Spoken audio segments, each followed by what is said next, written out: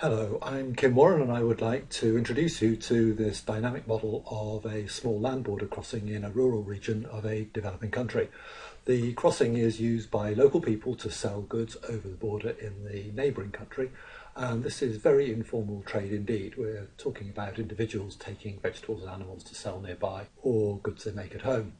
The model shows how system dynamics might help assess the impact of efforts to stimulate such informal exports and remove barriers such as excessive bureaucracy, export restrictions and corruption. It forms part of a pilot project for the UK government's Department for International Development Aid for Trade programme, whose bigger purpose is to help grow employment and reduce poverty in low-income economies.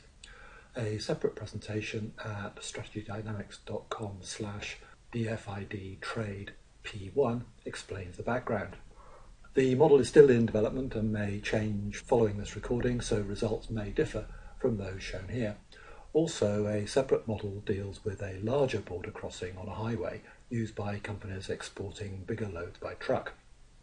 This model runs over 24 months, showing how trade across this small land border develops depending on factors that encourage more people to start trading and to do so more often. Your role as an agency trying to improve this situation is to decide which factors to change at what rate so as to encourage increasing trade. Simply hit reset, then play to see the results with default decisions. Some 32,000 potential traders could reach the border in a reasonable time given the road network in the region. Of those people, nearly half have products that are currently banned for export, so only 17,000 could actually trade if they wanted to. In practice, of course, such goods are often simply smuggled across the border. Over the 2 years of the model, more of those possible traders start to use the border because they might make enough profit for a cross-border trip to be worthwhile. They make a profit on the goods they sell, but lose money on any unsold goods, which happens if they don't have enough time to sell all they take, or if they have to pay bribes to cross the border. Traders lose time waiting at the border if there are delays, and as traders travel further to reach the border, it takes them longer to get there. Both losses of time eat into the hours available to them for selling their goods. Delays arise if there are too few officials to process people or if those officials are insufficiently trained, so the load factor at the border is too high. The load factor is simply the ratio between people arriving and the capacity of the officials to process them.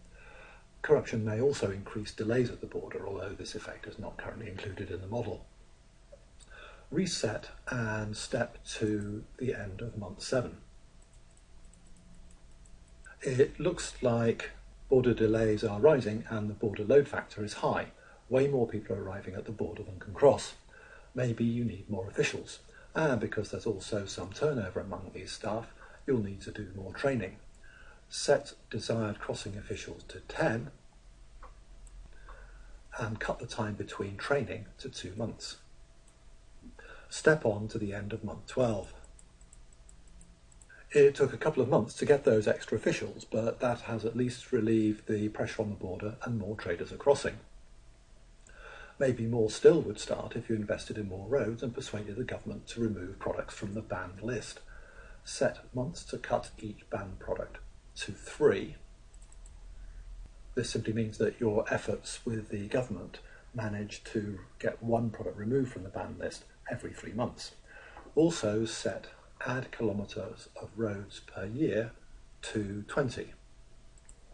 You're going to support the construction of some basic roads in the region at the rate which would double the road network near the border over the next 12 months. Play to the end and you'll see that many more people are now trading, and both the volume and value of trade is quite a bit higher than it was before. Although there are delays again at the border, they're not too serious and traders get enough time across the border to sell their goods in most periods of time. Let's see what's going on in a bit more detail. Scroll down and you'll see that at first, as more traders started using the crossing, the remaining number of people who could use it actually fell. But as you extended the roads and removed products from the banned list in later periods, new potential traders were created faster than others started using the border. The total number of people who could use the border has increased pretty substantially. You'll see that the number of attempted border trips increased as new traders started and as existing traders continued crossing at a reasonable rate. Your efforts to increase capacity never quite caught up with the increasing demand on the crossing, however. Scroll down and across, and you will see that the border capacity is limited by the number of officials that you have. So when you asked for more officials, it took a couple of months to find them, but then they arrived and raised the capacity of the crossing, but only because you did more training. If you had not done that, the average skill level of the officials would have fallen, causing the processing of each person wanting to cross the border to take longer. If you scroll up, you will also see that the processing time reflects the number of documents that people need to actually get across the border, and we might have worked to reduce that paperwork as an alternative policy. The profit that each trader makes on each trip they make across the border comes from the quantity of goods they take across, multiplied by the price they receive, minus the cost of those goods.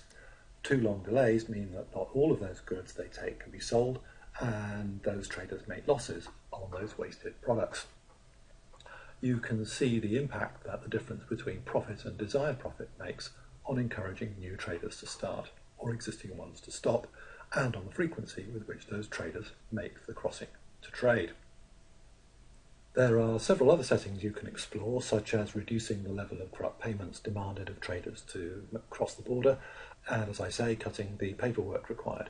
You can also automate the hiring and training decisions, ensuring that you always have more or less enough skilled officials without you having to actually make any explicit decisions. This means that you can focus on the other decision items at your disposal. There's also the option of adding an additional product that some traders could sell, where the profit depends on a market price across the border, which reflects the balance between demand and supply. And you can also choose whether that additional product has a seasonal availability or not. I hope you find the model fun and instructive. We will be exploring how it might be used to assist in policy making in Aid for Trade, and welcome any feedback on the model or the wider issues of encouraging trade to help economic growth and relieve poverty.